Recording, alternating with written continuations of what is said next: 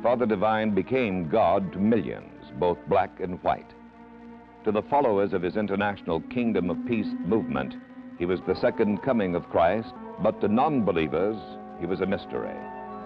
Despite the lavishness of his palatial 73-acre country estate, Woodmont, his followers insist that Father Divine never personally profited from the movement, that he had in fact never exploited the so-called God game.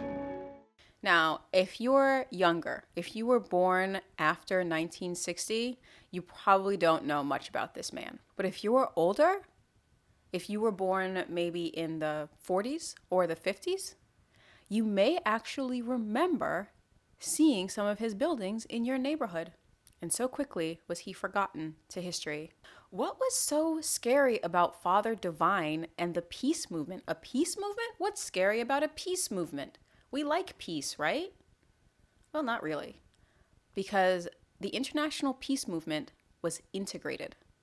It was racially integrated in the 20s and the 30s and the 40s. It was one of their founding doctrines that everything had to be racially integrated. In researching this topic, I was surprised that I didn't know much about it. I didn't know really anything about it. It was like a sentence in the textbook. There was not much told to me about Father Divine and the international peace movement, and I majored in U.S. history. So where was it? What happened? Why are we not taught about this great man? According to noted historians who know about this topic, I guess they went to better schools than I did, he was the most important figure in civil rights between Marcus Garvey and Martin Luther King. But we don't hear about him? Why? That was just so odd to me, because I'm researching it and it's huge and it spans the nation, and there are people from all over the world who were members of this international peace movement, but we weren't taught it at all. Strange. Anyway, on this edition of Rate My Cult, I am going to go into Father Divine, oh yes I am, and his peace movement and where it stands now. Plus, I will rank him on my cult ranking system, which you're all familiar with from my last video about NXIVM. This is way better than NXIVM. Don't even mention NXIVM next to Father Divine. Don't even say their name in the same sentence. See, Father Divine was dangerous. Marcus Garvey preached racial segregation, empowerment of the black race. MLK said that one day he would like to see his children sit at a table with white children, as if it's nothing. But Father Divine sat blacks and whites at the same table and fed them the same meal in the 1930s, where that was completely unacceptable. In the 1920s, when the Klan was rounding up people like him and lynching them, and everybody could join, everybody could be a part, but you had to renounce race and racism completely. There's no race except for the human race. He lived by that creed long before that creed became acceptable. I suspect that this is why people have been scared off by Father Divine. Also, he called himself God. Let's not forget that. And he wore $500 suits and had a private airplane. So maybe he's not perfect. Just because someone isn't perfect doesn't mean that they're not important and they're not worthy of history. Oh, a little eccentric. So he calls himself God. Who hasn't? Most of us haven't. Yeah, that's a very uncommon thing for a man to do. Anyway, Father Divine has successfully been labeled a cult leader by historians and many people at the time. They said that Father Divine is running a cult, this Negro cult leader, they called him in the newspapers. Maybe he was. Looking back on it, he may have been. But as many of you have pointed out in the comment section before, what is the difference between a religion and a cult? Time. Now, I disagree with that for many religions, but in this case, the difference might just be time. For the sake of Rate My Cult, because that is the format of this series, I will be referring to him as a cult leader, because he does check a lot of the boxes. But who knows, 200 years from now, if Father Divine isn't completely lost to history, people may consider him a prophet. Isn't that strange? Now, historians say that Father Divine was born George Baker, sometime around the year 1879, in Maryland. He worked as a gardener in Maryland until about 1906, when he went to California and became acquainted with the New Thought movement under a man called Charles Fillmore. You do know what the New Thought movement is, even if you're not familiar with the term. The idea is that thoughts are things. The idea that we can control our environment by controlling our thoughts. The idea that most diseases come from the mind. Have you heard of the law of attraction? We discussed the law of attraction before briefly, but it was popularized with The Secret. The Secret. It's not a secret. It's old. People have been talking about it for hundreds of years. Regardless, Oprah pretty much took it to the mainstream with The Secret. That is the New Thought movement. And Charles Fillmore taught this, and he also taught about reincarnation. That's going to come up later too. So Father Divine, at this point still George Baker, went to California and was exposed to all of these new ideas. These ideas that he could have power over himself by having power over his own mind. I think maybe back in 1906, if a black man were to think this and act on it, it was very dangerous for him. I saw this really funny meme one time, which was, did you manifest it or was it privilege? And it kind of applies to the New Thought movement. It was a philosophy that at the time was popular among whites because they could control their environment with their thoughts. But I think a lot of African Americans just couldn't. I mean, you could move, but the world is the way the world is. Now, this is still the same criticism of the New Thought movement. We won't go into it. Anyway, Father Divine returned to Maryland. He attended this Baptist church, and he occasionally preached at it as well. But there was one time where this preacher, this traveling preacher came through. This preacher, his name was Morris, Samuel Morris. And Samuel Morris was a traveling preacher. And he came through to Father Divine's Baptist church, and he gave a sermon that was pretty standard, until the very end, where he stood up, threw his hands up, and said, "I am the eternal Father." And he got chased out of the church. He'd been chased out of many churches by this point. I wanted to learn more about this Samuel Morris, but this is about Father Divine right now. Anyway, Samuel Morris gets chased out of the church. And Father Divine follows him because Father Divine's thinking, I like this guy. I like this, I am the Divine Father. It's sort of reminiscent of the New Thought, that we all have the divine within us and we can express it through our thoughts and our will. The power of will. The power of will. Oh man, we got to go into that sometime because that is an entire movement unto itself.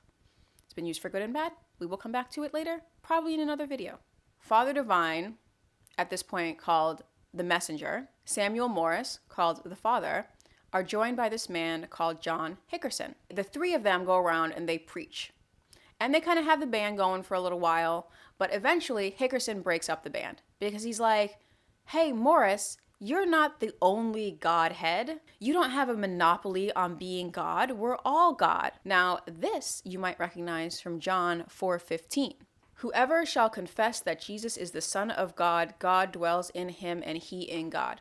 Whoever shall confess that Jesus is the Son of God, God dwells in him and he in God. So we're all little mini gods. There's like a big God, and then like he can just drop off little mini gods, like that scene in Fantasia. That's basically how divinity works. Anyway, that broke up the band. And Father Divine went on his own. Father Divine was such a character. Father Divine, is there anything you would care to say at this time? It's not. I don't care to make any statement just now. I can appreciate that. I'd like to see my perhaps attorney. For storytelling, it's fantastic. I don't know if I'd want to live in his cult, but for storytelling, mwah.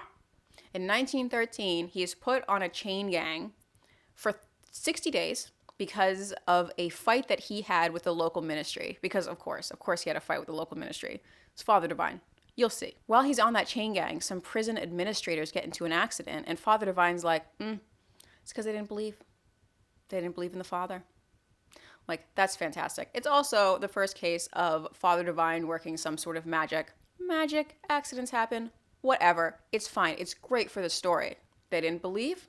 They got into an accident. This is what happens when you mess with Father Divine. Couldn't anyone on that chain gang say that, though? That's not the point. That's beside the point. It doesn't matter. Following his release from the chain gang, he attracted a ministry mostly of black women because he preached gender equality, which was groundbreaking at the time. This is before women got the right to vote. This is before we had reliable birth control.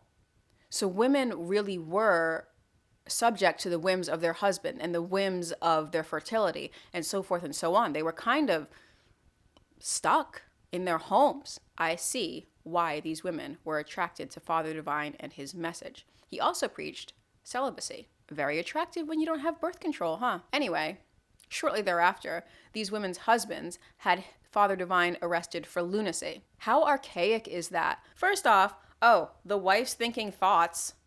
Must be a crime involved.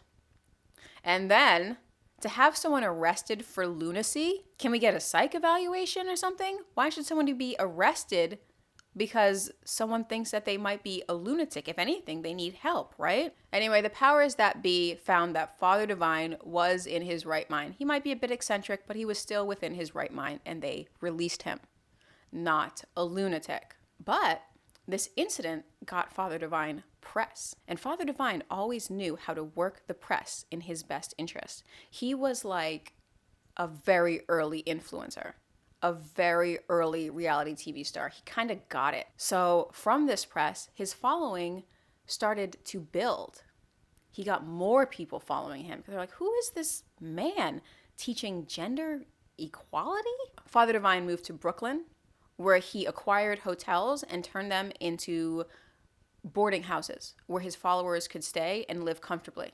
During this time, Father Divine also married one of his followers, Penina. Now, according to Father Divine, they had a sexless marriage. It was never consummated. This is kind of important in Father Divine's teachings, as he preached abstinence, even between married couples. So if you joined his ministry and you were a married couple, you would live with your spouse as a brother and sister would live. It wasn't just, gays can't have sex. It was nobody can have sex. Nobody, not even married people. So Father Divine married Penina, and they had a spiritual marriage, never consummated. Penina became Mother Divine. So in 1919, Father Divine moved to Sayville, Long Island. A man was feuding with his neighbor, and so this man, a white man, thought that if he sold his house to a black man, it would bring down the property value. And so he did. So Father Divine got a property in Sayville, Long Island. And there he used to hold these massive integrated banquets. People of all races would come to enjoy each other's company. It's actually a very blissful scene. You can see them in these old videos just holding hands and dancing around, and the neighbors were just like, integration.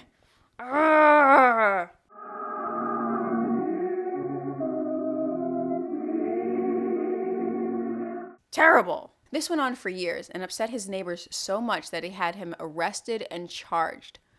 Basically, Father Divine's time in Long Island ends with a mob of angry white neighbors surrounding his property.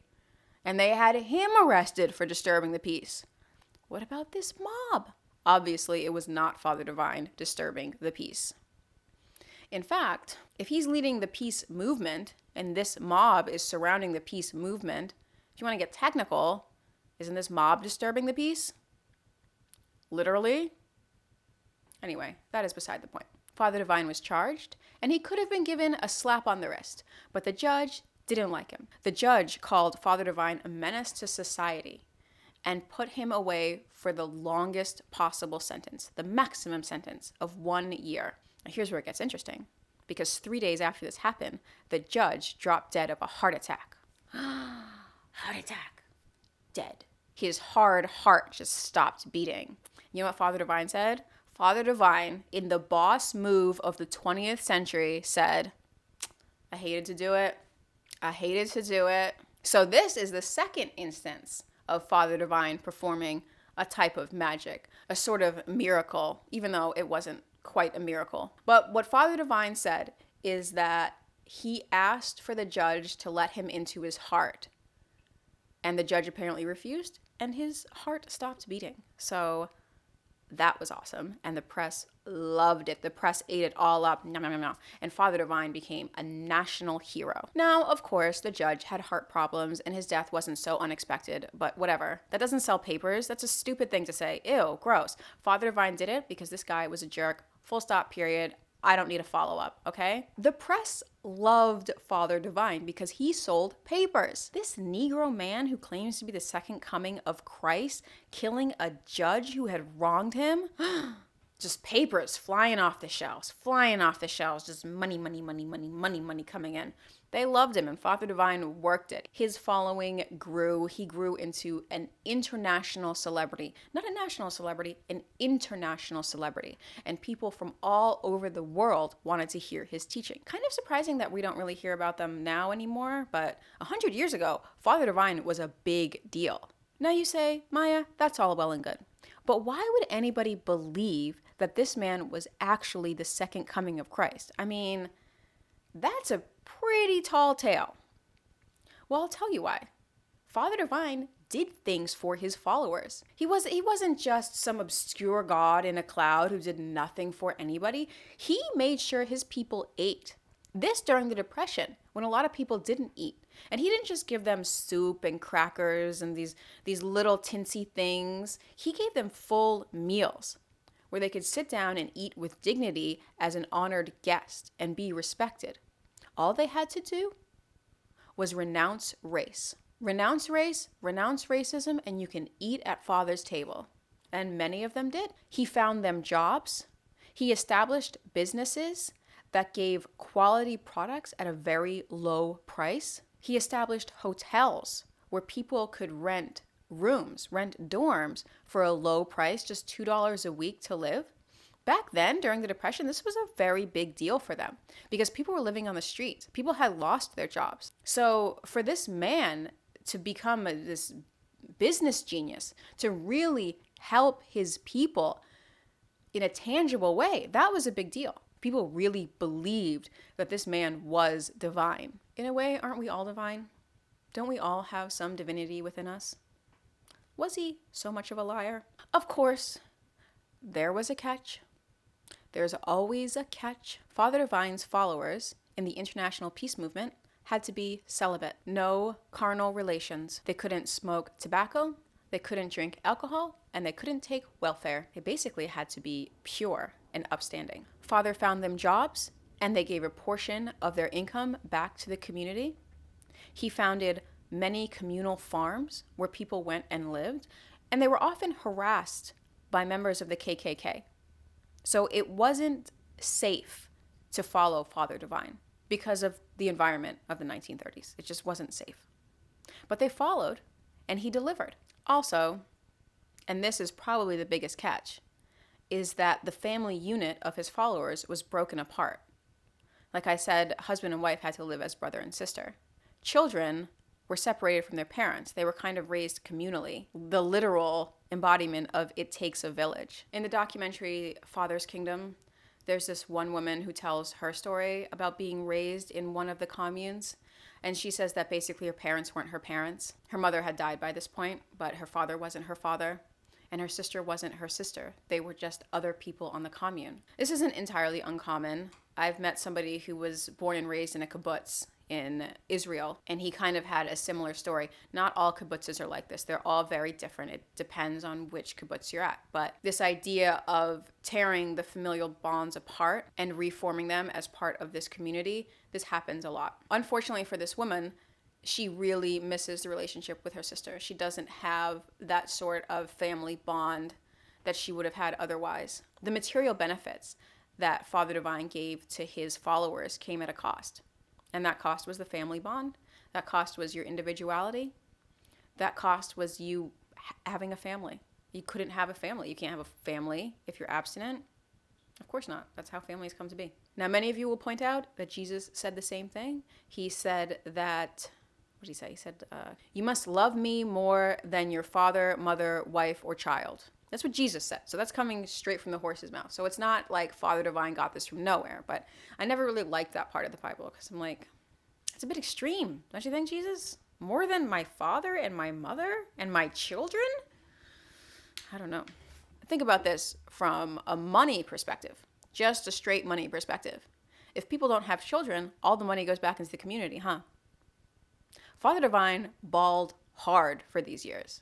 He was wearing fancy suits, he had a Cadillac, he had everything you could possibly want, and he didn't have any source of income in. This entire time, he claimed that he never took a check for his work. So he was sued in New York for fraud because a couple came in, they joined his movement, they gave him their life savings to hold, and when they left, they said, we want our life savings back, and he said no. So they sued him, took him to court, and Father Divine lost. This couple won the lawsuit, but rather than pay them the money that he owed them according to the law, Father Divine left New York because he's thinking, if I have to pay these people the money, how many other people are going to come and want their money too? So he left. Also, a high-ranking follower called Faithful Mary took the commune that was in her name, because nothing was under Father Divine's name. It was all under the names of the members of the peace movement. And Faithful Mary took her commune back and basically said, Father Divine is not a god, he is just a man. And then she alleged that there were instances of sexual coercion going on, and she was uncomfortable with it. This is not a black and white story. Father Divine clearly was not perfect. Now, Father Divine was also political. He was a staunch patriot. He really loved the United States. He called the Constitution and the Declaration of Independence divinely inspired documents. So much love for a country that was spying on him. But that's okay, because that's true love. I love you, America, even though you're messy. I love you. Father Divine insisted that his followers register to vote, and people tried to stop them. The government tried to stop them because they weren't using their given name. They were using the name that they took on as part of their religion. Father Divine gave these people names when they came in. So Faithful Mary was not her real name. And because these people went to register to vote with their new names, the government tried to stop them from doing so. But Father Divine sued, and he won, and his followers were able to register to vote. Another interesting thing about Father Divine's patriotism is that he really sacrificed for his nation.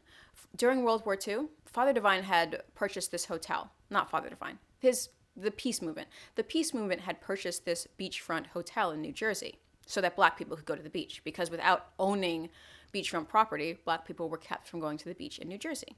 So Father Divine had purchased this beachfront property, and during the Second World War, he rented it out to the Coast Guard for $1 a year, which is like nothing. On the one condition is that they had to be integrated within the hotel. He would not allow for segregation on his property. And they agreed, and they rented the hotel. I mean, this is patriotism at its finest. I'm kind of upset they don't appreciate him for it. I mean, I get it. He called himself God. But you know what? A lot of people do. Very few people actually call themselves God. So yeah, that was unique. Definitely unique. But nevertheless, can we get some gratitude? Another interesting note about this time, in the 1930s, while everyone was like, oh, what's going on with this Hitler guy? He seems cool. Really strong man, knows what he wants. Father Divine was like, the Nazis are racist anti-Semites, and they're terrible. And Father Divine denounced the Nazis before anyone else did. Some people never ended up denouncing the Nazis at all. But Father Divine from jump was like, nope, I see what that is, and that is wrong, and no. He was right, huh? Anyway, as so happens with mortals, Penina got sick, and Penina died. Now, about the international peace movement. They taught that if somebody got sick and died, it's because they had sinned. Because Father was able to provide his followers with eternal life. Ugh. So they didn't really acknowledge that Penina died for a little while. But fear not, because Mother Divine lived on, and her spirit was reincarnated into a 21-year-old white woman from Canada who Father married. I know a lot of you were afraid. They're like, oh my God, I thought she was immortal. She was. She lived on, this young white woman. You see, the Lord provides. The Lord always provides for your needs, people. Now, Father Divine said that the relationship was completely platonic. Maybe it was. We don't know. I'm just saying. Okay, I just had to format my card because I ran out of space. Okay, well, I'm back. Now, a few women came forward and claimed that Father Divine was keeping some sort of harem of young white women. This could have been true. This could have been slander. Obviously, a lot of people were trying to slander Father Divine's name at the time. A woman even came forward and claimed that she was his mother, and that turned out to not be true. So people will just come forward and they will just say all kinds of things. We can't say for certain whether or not Father Divine himself was abstinent. It's possible.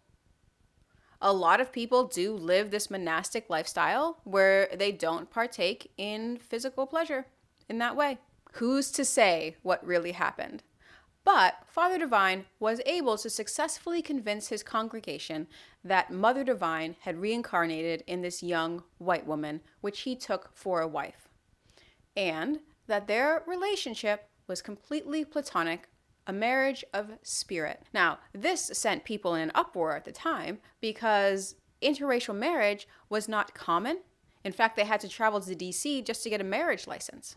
I am willing to believe that a cult leader can be celibate. I'm willing to believe that a religious leader can be celibate. The Heaven's Gate people were completely celibate. Of course, the leader of Heaven's Gate was a closeted homosexual, but beside the point. I honestly believe that if I had to, I could be celibate as well. So I don't see that it's beyond the realm of possibility that Father Divine and his followers were celibate. We don't know. Let's just say we don't know. History doesn't know one way or the other. So Father Divine has this huge following, this new young wife, and plenty of money. And who comes in knocking? Jim Jones. Jim Jones of Jonestown fame. Now, he visited with Father a lot and studied Father, just like Father studied Morris and studied Fillmore. And he learned much of his teachings from Father Divine. Ask, and you shall receive, my son. Ask, and you shall receive.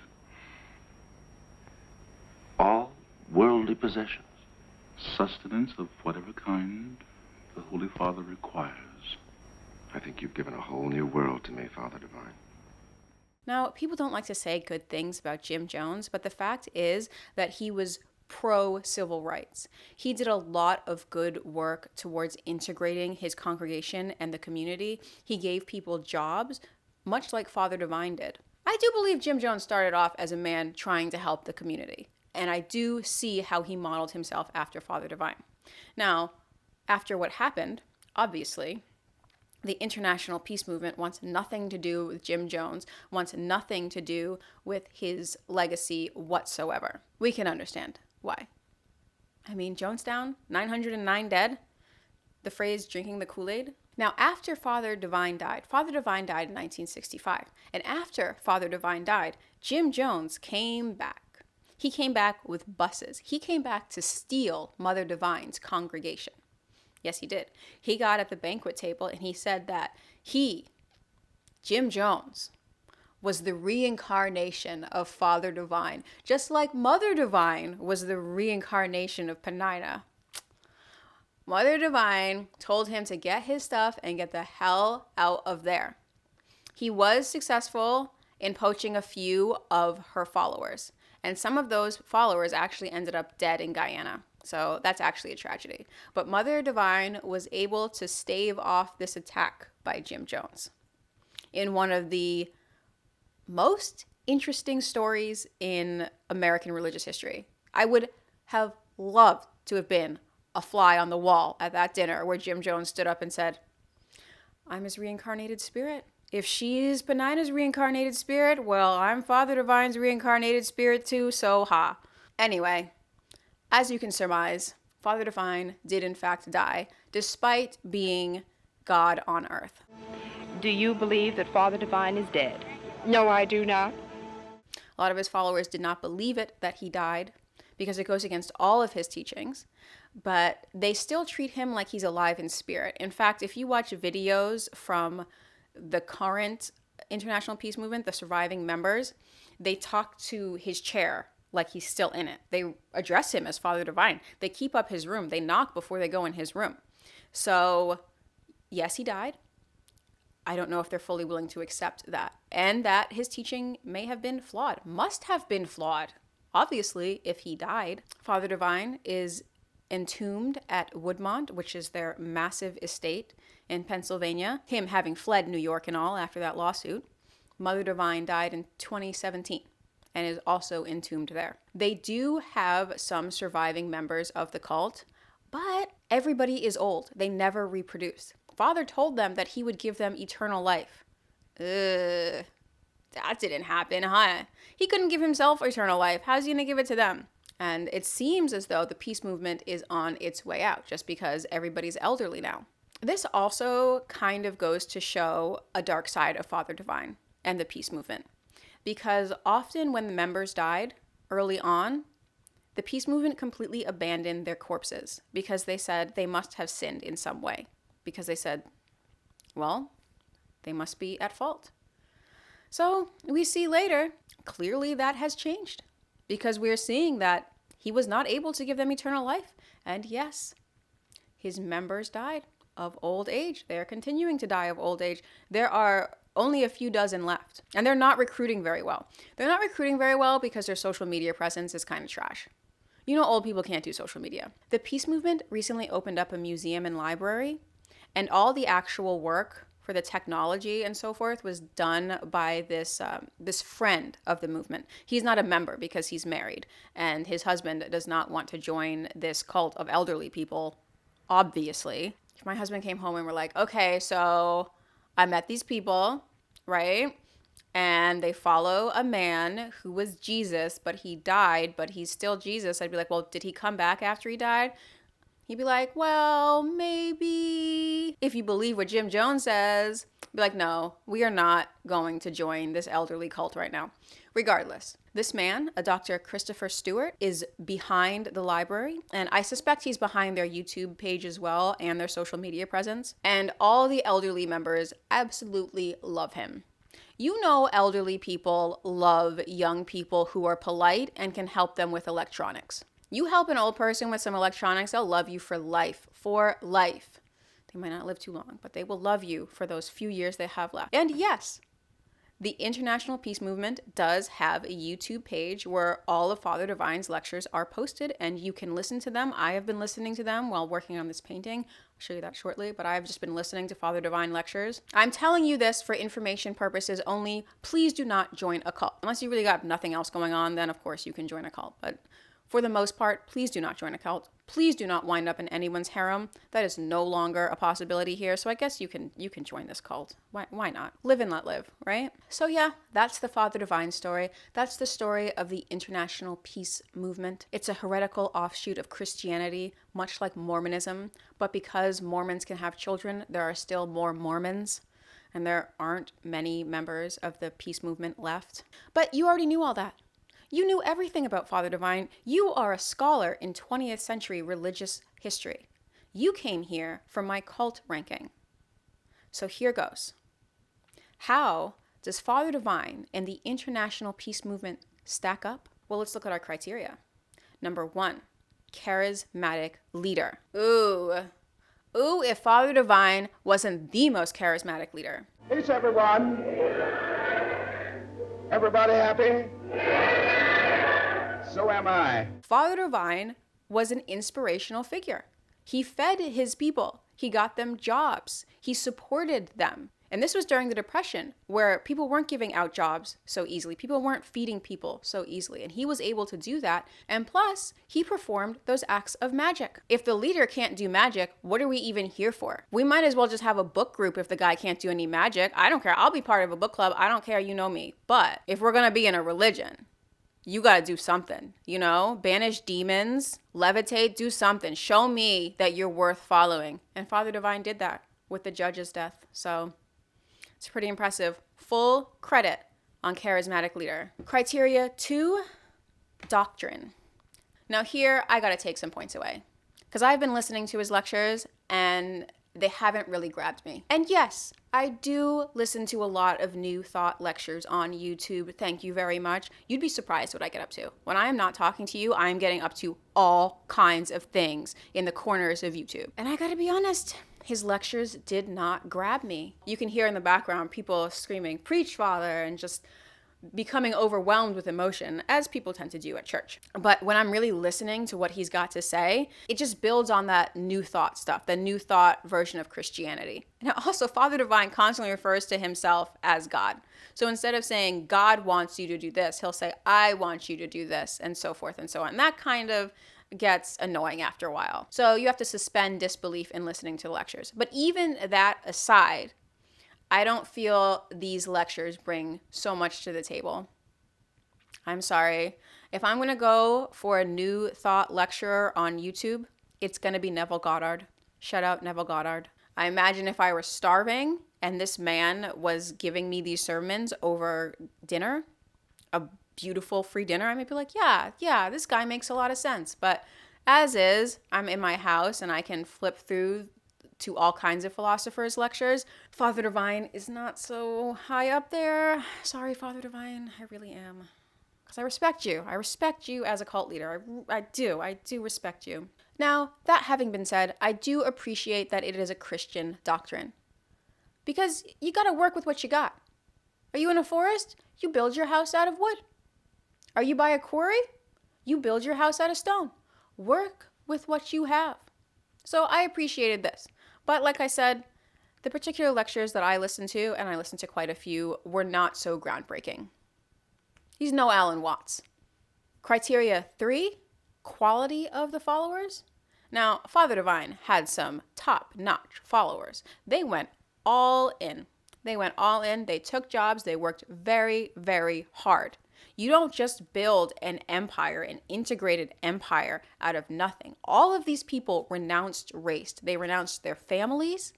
They renounced having a family in the future. They renounced any sort of carnal desire except for eating. I think eating is technically a carnal desire, but that's the only thing they didn't renounce. And that's the most American thing in the world.